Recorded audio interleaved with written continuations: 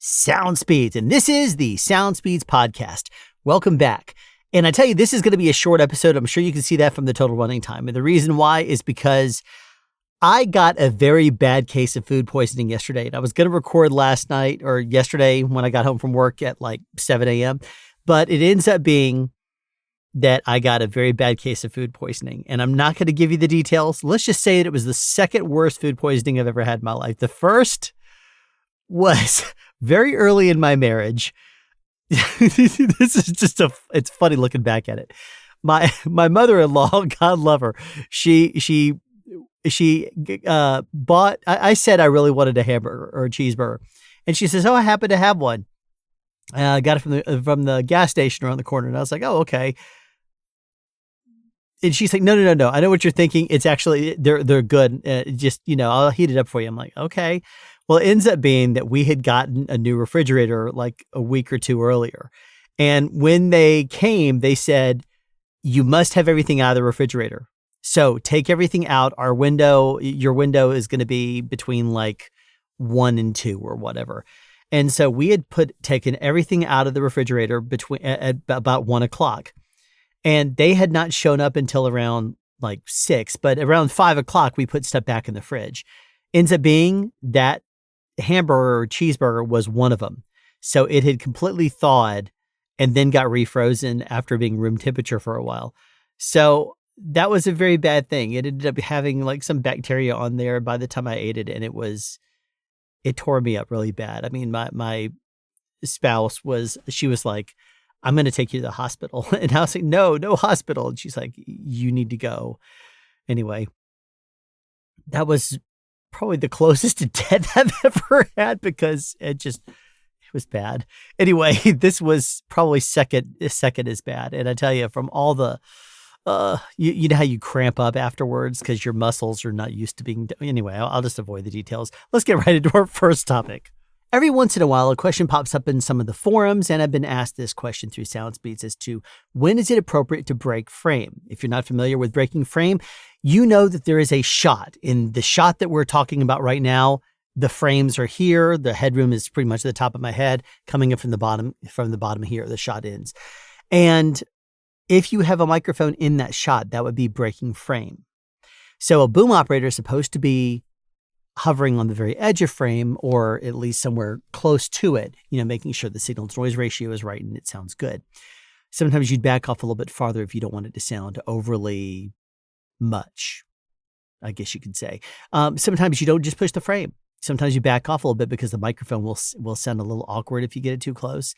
And it helps maybe sometimes even out the level between a wide shot and a medium shot or a medium and a tight or something like that.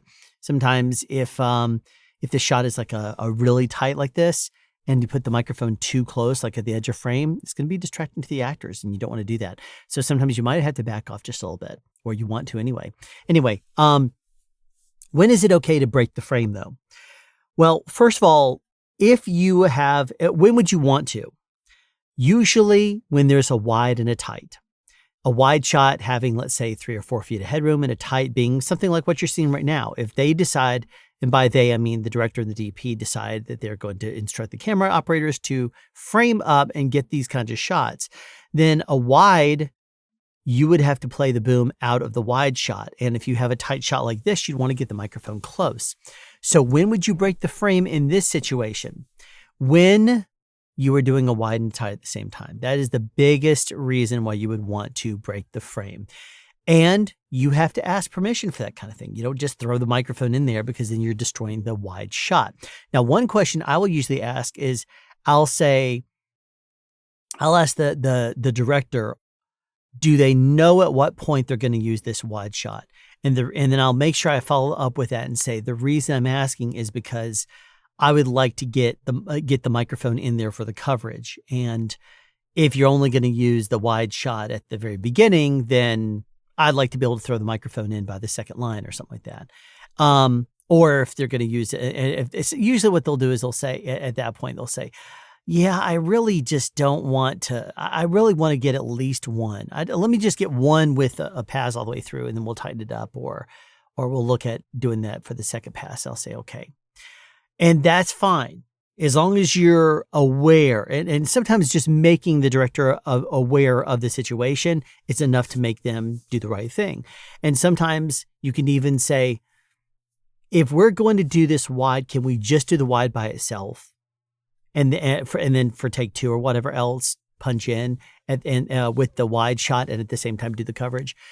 Usually I'm going to opt for that because the wide shot, you can always play perspective for the wide. And then when you tighten up, you can play the same perspective on both of those shots. So that's usually where I'm going to go for.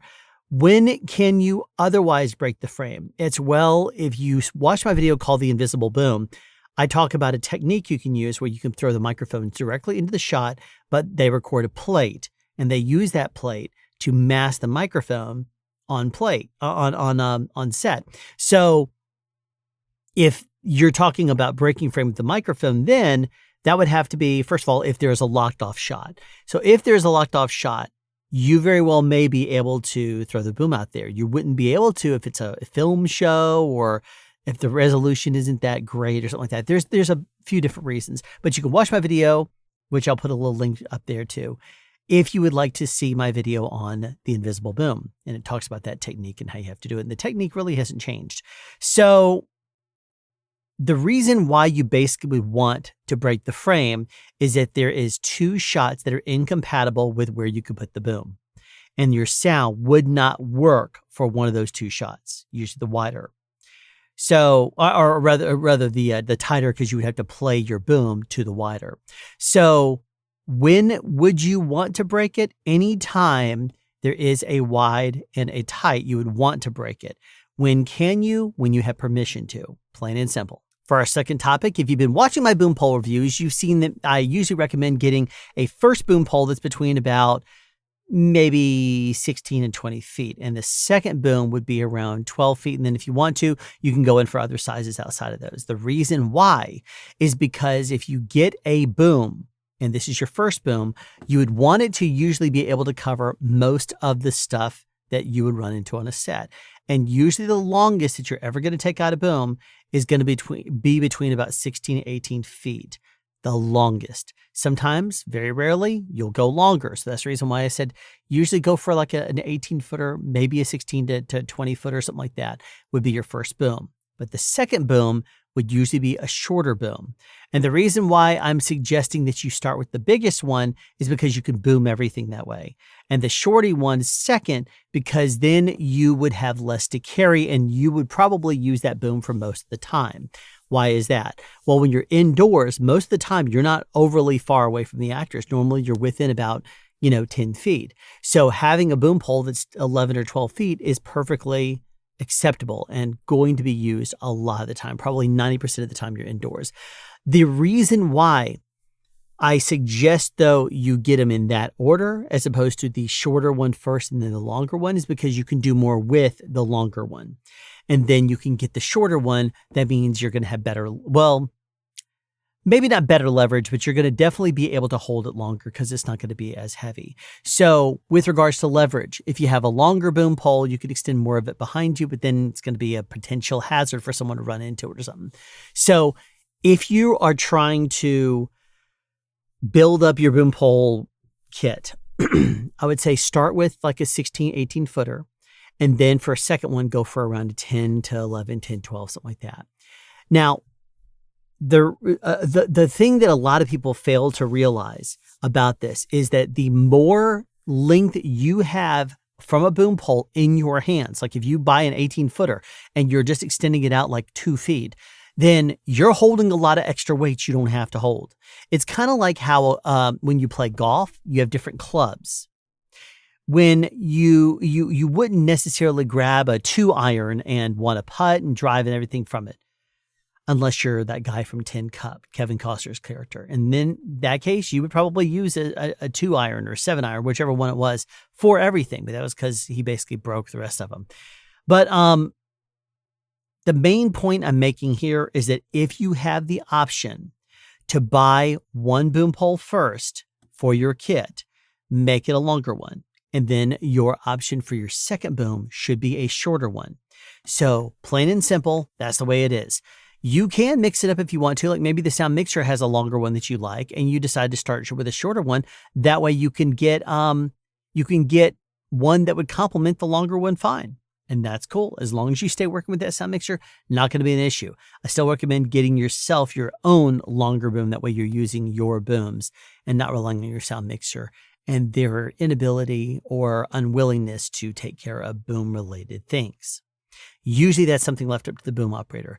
The transmitters, the mixing console, all that kind of stuff is going to be maintained by the sound mixer or maintained by the sound utility. But the boom operator is usually in charge for making sure that microphones, shock mounts, boom poles, that kind of stuff is clean and in functioning order at all times. So there you have it, another episode of the Sound Speeds Podcast, a value for value podcast in the can. Hopefully these were shorter topics, I know, but hopefully they were still worthwhile and you learned something from them. I know that there's sometimes difficulty working in certain topics into certain videos, but those are a couple of topics that I've been meaning to address for a while that I do get asked from time to time. So hopefully you learned from it. Thank you very much for watching, and I will see you in the next video with even more sound advice. Have a question you'd like answered or want to add something? Be sure to write it in the comment section down below. You can also make a suggestion for future topics of discussion. Again, comment section down below, or you can email me at soundspeeds@yahoo.com. Be sure to subscribe and turn on notifications so you won't miss out on future sound advice.